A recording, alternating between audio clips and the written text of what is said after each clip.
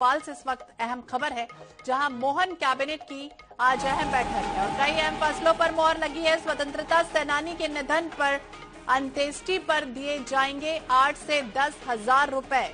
Jail विभाग में निर्माण कार्य और भर्ती के पदों को लेकर मोहर। किसानों के नामांतरण साइबर तहसील के माध्यम से होगा। वहीं 1 महीने में सभी प्रकरणों का निराकरण किया जाएगा।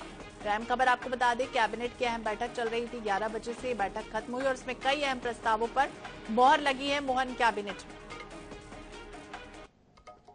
भोपाल ब्यूरो चीफ अनुराग मालवीय हमारे सहयोगी हमारे साथ जुड़ गए। अनुराग, क्या कुछ हुआ इस कैबिनेट की बैठक में? कौन कौन से ऐसे प्रकरण थे, कौन कौन से ऐसे प्रस्ताव थे जिस पर मोहर लगी है?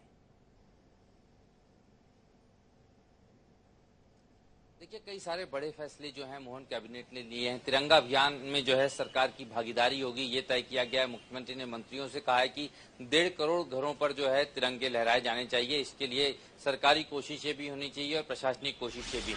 ये बड़ा जो है निर्णय कैबिनेट में हुआ है। दूसरा बड़ा निर्णय है कि जन्माष्टमी का त्योहार जो है अब वो शासकीय स्तर पर भी मनाया जाएगा। ये पहली बार होगा मध्य प्रदेश में कि जन्माष्टमी का त्योहार शासकीय स्तर पर मनाया जाएगा। मंदिरों में शासकीय स्तर पर सजावट की जाएगी। भगवान कृष्ण की चूंकि शिक्षा भूमि उज्जैन रही है, वहां एक महाआयोजन की तैयारी मध्य प्रदेश सरकार ने की है। लेकिन सबसे बड़े निर्णय की बात करें तो वो निर्णय है मध्य प्रदेश में जिस तरह से स्वतंत्रता संग्राम सेनानियों का राजकीय सम्मान के साथ अंत्येष्टि होती थी, अब उसी तरह की अंत्येष्टि आपातकाल के सेनानी यानी लोक सेनानी जिनको कहा गया है उनकी भी होगी और उनकी अंत्येष्टि के वक्त जो है आर्थिक सहायता भी प्रदान की जाएगी। इस प्रस्ताव को भी मंजूरी दी गई है। कई सारे विभागों के जो कार्य आवंटन है उसमें बड़ा बदलाव करने का फैसला सरकार ने लिया है और ये बड़ा फैसला लेने के साथ साथ सरकार ने मध्य प्रदेश में भी एक एजेंसी बनाई है जिसमें वो बजट के लिए पूरे साल भर एक्सरसाइज करेगी और एक फीडबैक लेगी। तो 1 साल काम करने के बाद अगली बार बजट आएगा। इसके लिए एक नई एजेंसी भारत सरकार की, केंद्र सरकार की एजेंसी की तर्ज पर मध्य प्रदेश में गठित की जाएगी। किसानों को लेकर लगातार बातें हैं। मध्य प्रदेश में किसानों के लाखों प्रकरण लंबित हैं नामांतरण के, उनको हल करने के लिए अब सीधी व्यवस्था लागू की गई है। साइबर तहसील के माध्यम से 1 महीने के भीतर सभी 100% प्रदेश भर के प्रकरणों को हल करने की बात कही गई है और इस प्रस्ताव को भी आज राज्य सरकार ने कैबिनेट में मंजूरी दी है। जी, तो बिल्कुल मंजूरी तो मिल गई है, लेकिन ये भी कहा जा रहा है कि एग्जीक्यूशन जरूरी है और यही वजह है कि 1 महीने का वक्त भी तय कर दिया गया है। अब इसमें क्या टीम गठित की जाएगी और किस तरह की जो तैयारी है वो होगी इसको लेकर?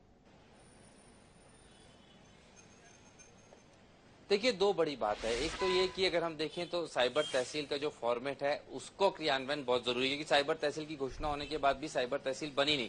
दूसरी बड़ी बात थी कि किसान ऑनलाइन कैसे आवेदन करें, ऑनलाइन कैसे नामांतरण की प्रक्रिया को अंजाम दे। किसान अभी भी चक्कर काटते हैं तहसील दफ्तरों के, एसडीएम के, तहसीलदार के, पटवारी के। अब उसको सुनियोजित तरीके से करने के लिए, जैसा कि आपने कहा कि क्रियान्वयन की बहुत जरूरत है, उसको तय करने के लिए मुख्यमंत्री ने अल्टीमेटम दिया है, टारगेट नहीं दिया। टारगेट उन्होंने पहले दिया था, वो पूरा नहीं हुआ। अब अल्टीमेटम दिया है और सभी जिला कलेक्टरों की भूमिका इसमें तय की गई है कि सभी कलेक्टर ध्यान रखें कि 1 महीने के भीतर परिणाम आना चाहिए और उनके जिले के 100% किसानों के नामांतरण के जो प्रकरण है वो हल हों और वो ऑनलाइन हल हो, ये होना चाहिए। इसीलिए साइबर तहसील को मंजूरी दी गई है। तो इस बार जो है मुख्यमंत्री का अल्टीमेटम है और ये अंतिम 30 दिन की मोहलत सभी जिला प्रशासनों को इस संदर्भ में दी गई है। तो बिल्कुल पूरी तरह से संदर्भ दे दिया गया, निर्देश दे दिया गया और अल्टीमेटम अनुराग जिस तरह से कह रहे हैं वो दे दिया गया है। देखना होगा किस तरह की स्थितियां बनती है। बहुत बहुत शुक्रिया अनुराग बातचीत के लिए और जानकारी देने के लिए।